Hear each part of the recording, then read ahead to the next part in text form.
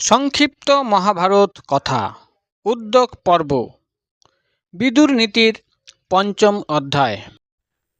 বিদুর বললেন, হে রাজেন্দ্র, হে বিচিত্র বীর্যনন্দন, স্বয়ং ভুব মনু বলেছেন, নিম্নলিখিত 17 প্রকারের পুরুষকে যমরাজের দূত পাশ হাতে করে নরকে নিয়ে যায়। আকাশে মুষ্টি দ্বারা প্রহার করা, বর্ষার ইন্দ্রধনু যাকে অবনত করা যায় না তাকে অবনত করার চেষ্টা, যে সূর্যকিরণ ছোঁয়া যায় না তাকে ধরার চেষ্টা, শাসন করার অযোগ্য ব্যক্তিকে শাসনের চেষ্টা, মর্যাদা লঙ্ঘন করে যে সন্তুষ্ট থাকে, শত্রুর সেবা করে, নারীদের রক্ষায় নিযুক্ত থেকে জীবিকা নির্বাহ করে, ভিক্ষা চাওয়ার অযোগ্য ব্যক্তির কাছে ভিক্ষা চায় এবং আত্মপ্রশংসা করে, উচ্চকুলে জন্মগ্রহণ করেও নিজ কর্ম করে, দুর্বল হয়েও বলবানের সঙ্গে শত্রুতা করে, শ্রদ্ধাহীন ব্যক্তিকে উপদেশ প্রদান করে, না চাওয়ার বস্তু চায়, শ্বশুর হয়ে পুত্রবধূর সঙ্গে হাস্য পরিহাস করে এবং পুত্রবধূর সাহায্যে সংকট মুক্ত হয়ে পুনরায় তার কাছে প্রতিষ্ঠা চায়, পরস্ত্রীতে সমাগম করে, প্রয়োজনের বেশি পত্নী নিন্দা করে, কারো কাছে কিছু পেয়েও মনে নেই বলে তাকে লুকিয়ে রাখতে চায়, কেউ কিছু চাইলে সেটি দিয়ে তার জন্য অহংকার করা এবং মিথ্যাকে সত্য প্রতিপন্ন করার চেষ্টা, যে ব্যক্তি যেমন ব্যবহার করে তার সঙ্গেও সেইরূপ ব্যবহার করা উচিত, এটি হলো নীতি। কপট আচরণকারীর সঙ্গে কপট ব্যবহার করা এবং ভালো আচরণকারীর সঙ্গে সাধু ব্যবহারই করা উচিত। বৃদ্ধাবস্থা রূপের, আশা ধৈর্যের, মৃত্যু প্রাণের, হিংসা ধর্ম আচরণের, কাম লজ্জার, নিজ ব্যক্তির সেবা সদাচারের, ক্রোধ লক্ষ্মীর এবং অভিমান সর্বস্ব নাশ করে দেয়। ধৃতরাষ্ট্র বললেন, সকল বেদেই যখন বলা হয়েছে মানুষের আয়ু 100 বর্ষ, তাহলে কি কারণে মানুষ পূর্ণ আয়ু পায় না? বিদুর বললেন, রাজন, আপনার কল্যাণ হোক। অত্যন্ত অভিমান, বেশি কথা বলা, ত্যাগের অভাব, ক্রোধ, নিজের ভরণ পোষণেই ব্যস্ত থাকা এবং মিত্রদোহ, এই 6টি তীক্ষ্ণ তরবারি দেহধারীর আয়ু নষ্ট করে দেয়। এইগুলি মানুষকে বধ করে, মৃত্যু নয়।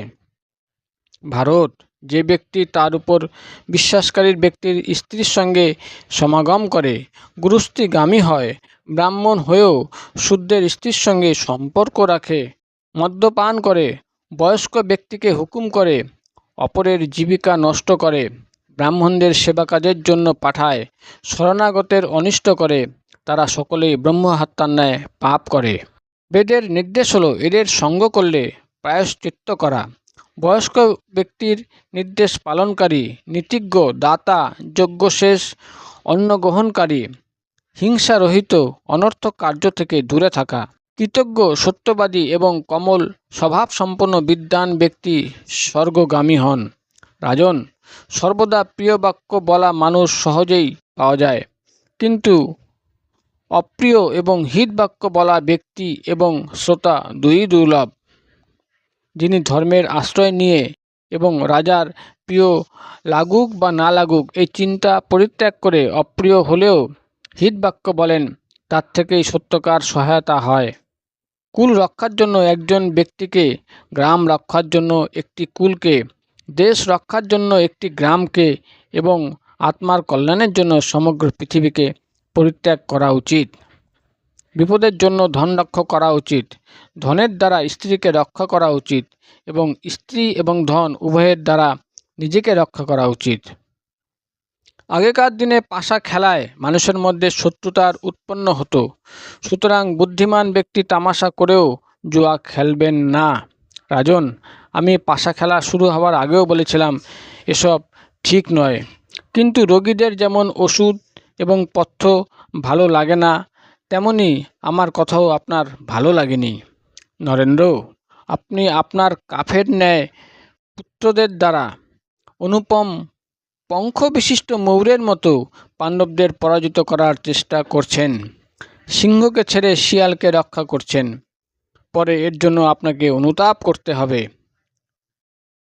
তা তো, যে প্রভু তার হিতে রত নিজের সেবকের উপর কখনো ক্রোধ করেন না, তার ভৃত্যগণ তাকে বিশ্বাস করেন এবং বিপদের সময়ও পরিত্যাগ করে না।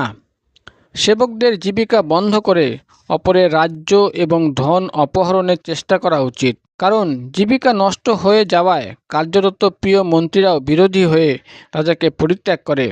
আগে কর্তব্য, আয় ব্যয় এবং উচিত বেতন ইত্যাদি ঠিক করে তারপর সুযোগ্য সাহায্যকারী সংগ্রহ করা উচিত। কারণ কঠিনতম কাজও সাহায্যকারীর দ্বারা সম্ভব হয়।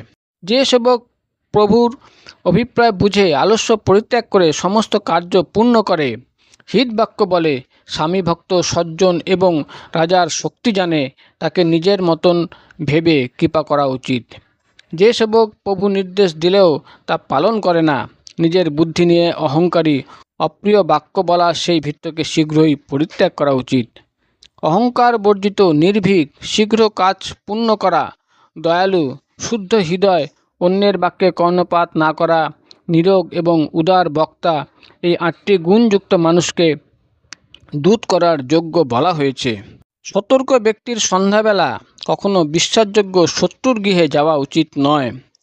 রাতে চৌরাস্তায় গোপনে দাঁড়ানো উচিত নয় এবং রাজা যাকে স্ত্রী হিসাবে গ্রহণ করতে চান তাকে প্রাপ্ত করার চেষ্টা না করা উচিত।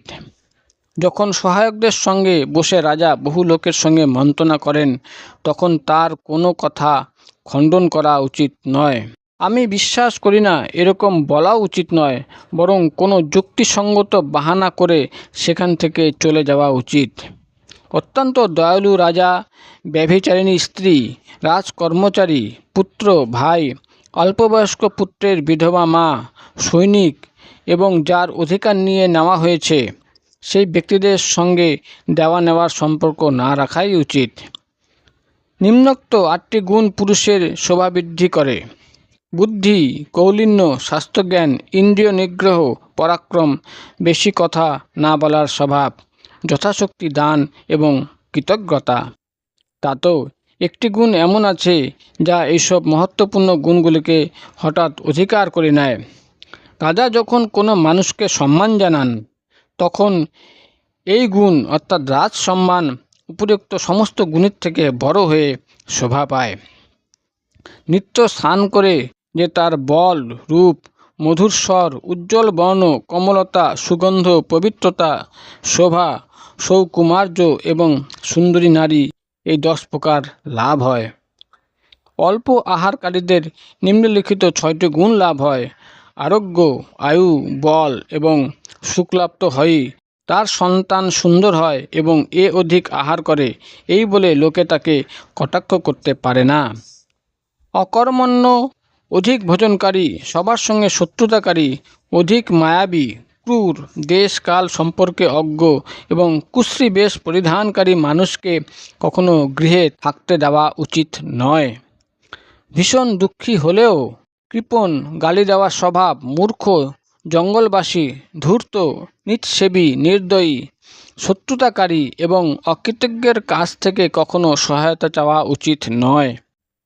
ক্লেশকারী কর্ম করে যে অত্যন্ত প্রমাদী, সদা মিথ্যা কথা বলে, অস্থির, ভক্তিসম্পন্ন, স্নেহবর্জিত, নিজেকে চতুর বলে মনে করে, এই 6 প্রকারের অধম ব্যক্তির সেবা করা উচিত নয়।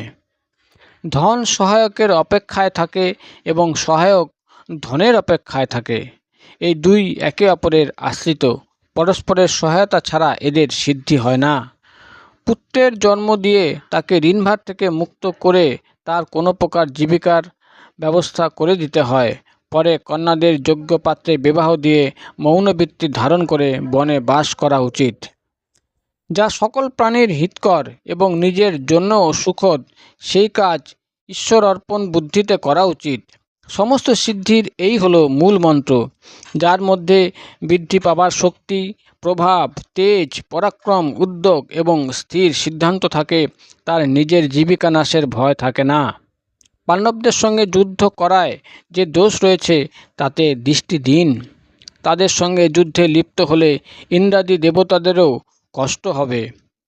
এতদ্ব্যতীত পুত্রদের মধ্যে শত্রুতা, নিত্য উদ্বেগপূর্ণ জীবন, কীর্তিনাশ এবং শত্রুদের আনন্দ বৃদ্ধি হবে। আকাশে উদিত বাঁকা ভাবের ধূমকেতু যেমন সমস্ত জগতে অশান্তি ও উপদ্রব সৃষ্টি করে, তেমনি ভীষ্ম আপনার এবং দ্রোণাচার্য ও রাজা যুধিষ্ঠিরের বৃদ্ধিপ্রাপ্ত ক্রোধ এই জগৎকে সংহার করতে পারে। আপনার শতপুত্র কর্ণ এবং পঞ্চপাণ্ডব এরা সম্মিলিতভাবে সমুদ্র ধরিত্রীর শাসন করতে সক্ষম। রাজন, আপনার পুত্ররা জঙ্গলের ন্যায় এবং পাণ্ডবরা তাতে বসবাসকারী ব্যাঘ্রের ন্যায়।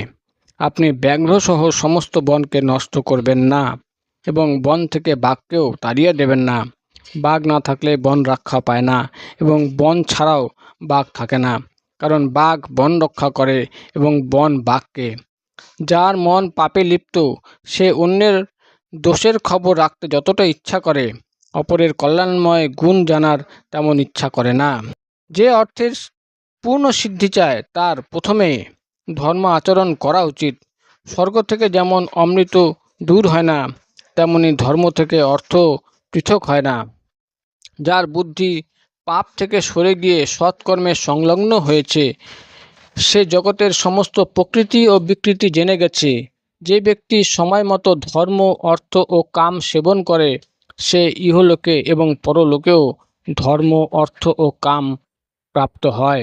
রাজন, যে ব্যক্তি হর্ষ ও ক্রোধের বেগ প্রশমন করে এবং বিপদে ধৈর্যচ্যুত হয় না সেই রাজলক্ষ্মীর অধিকার লাভ করে। রাজন, আপনার কল্যাণ হোক।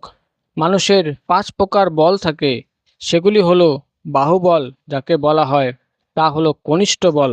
দ্বিতীয় বল হলো মন্ত্রী পাওয়া।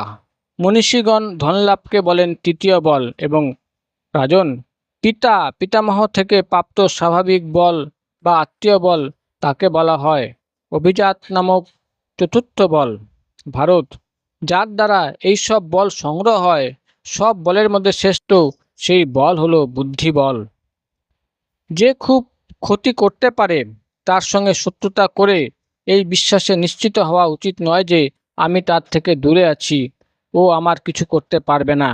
এমন কোন বুদ্ধিমান ব্যক্তি আছেন যিনি নারী, রাজা, সাপ, পঠিত বিদ্যা, সামর্থ্যবান শত্রু, ভোগ এবং আয়ুর উপর বিশ্বাস করতে পারেন? যার বুদ্ধি ভ্রষ্ট হয়েছে তার পক্ষে কোনো বৈদ্য, ওষুধ, হোম, মন্ত্র, মাঙ্গলিক কার্য, বেদাদি প্রয়োগ এবং অতিশয় উত্তম জড়িবুটি কিছুই কার্যকারী হয় না। ভারত, মানুষের সাপ, অগ্নি, সিংহ এবং নিজ কুলে উৎপন্ন ব্যক্তির অনাদর করা উচিত নয়, কারণ এগুলি অত্যন্ত তেজস্বী হয়। জগতে অগ্নি এক মহা তেজ, তা শক্তিরূপে কাঠে লুকিয়ে থাকে, কিন্তু যতক্ষণ না অন্য কেউ প্রজ্বলিত না করে ততক্ষণ তা কাঠকে জ্বালায় না। সেই অগ্নিকে যদি প্রজ্বলিত করা হয় তাহলে তা কাঠসহ সমস্ত জঙ্গলকে জ্বালিয়ে শেষ করে দেয়। এইরূপ নিজ কুলে উৎপন্ন অগ্নির ন্যায় তেজস্বী পাণ্ডব ক্ষমা ভাবযুক্ত এবং বিকারশূন্য হয়ে কাষ্ঠে লুক্কায়িত অগ্নির ন্যায় শান্তভাবে অবস্থান করছেন। আপনি আপনার পুত্রসহ লতার ন্যায় এবং পাণ্ডবরা মহাশাল বৃক্ষ স্বরূপ। মহাবৃক্ষের আশ্রয় ব্যতীত লতা বৃদ্ধিপ্রাপ্ত হয় না। রাজন, অম্বিকানন্দন, আপনার পুত্রদের বন এবং পাণ্ডবদের তার মধ্যে স্থিত সিংহ বলে জানবেন। তা তো সিংহ শূন্য হলে বন নষ্ট হয়ে যায় এবং বন না থাকলে সিংহ বিনষ্ট হয়।